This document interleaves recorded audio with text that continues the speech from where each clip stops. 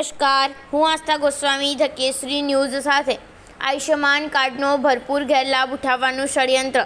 તંદુરસ્ત નવજાતને ગંભીર બીમારી બતાવીને રાજકોટના ડોક્ટરે માત્ર 8 મહિનામાં 2.5 કરોડ રૂપિયા પડાવ્યા। ગુજરાતના રાજકોટ ખાતે નિહિત બેબી કેર હોસ્પિટલ ચલાવતા બાળરોગ નિષ્ણાત ડોક્ટર હિરેન મસરૂ સાથે છેતરપિંડી અને વ્યાવસાયિક ગેરવર્તણૂકના ગંભીર આરોપો મૂકવામાં આવ્યા છે।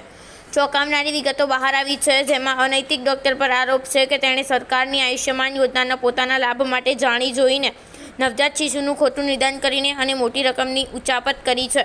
નિહિત બાબવ કેર હોસ્પિટલના ભૂતપૂર્વ કર્મચારી રવિ સોલંકીએ ખુલાસો કર્યો છે કે કમ્પ્યુટર ઓપરેટર તરીકે તેમણે ડોક્ટર હિરેન મસરૂની સૂચનાઓ પર નેગેટિવ આવતા મેડિકલ રિપોર્ટોમાં ફેરફાર કરવામાં આવ્યો હતો।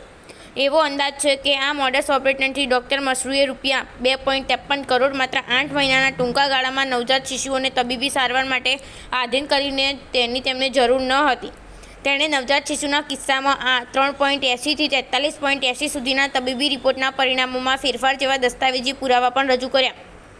આ નકલી રીડિંગના આધારે દેખીતી રીતે કારણ વગર નવજાત શિશુઓને ઘણા ઇન્જેક્શન આપવામાં આવ્યા હતા અને તેમને હોસ્પિટલમાં રહેવા માટે બનાવવામાં આવ્યા હતા।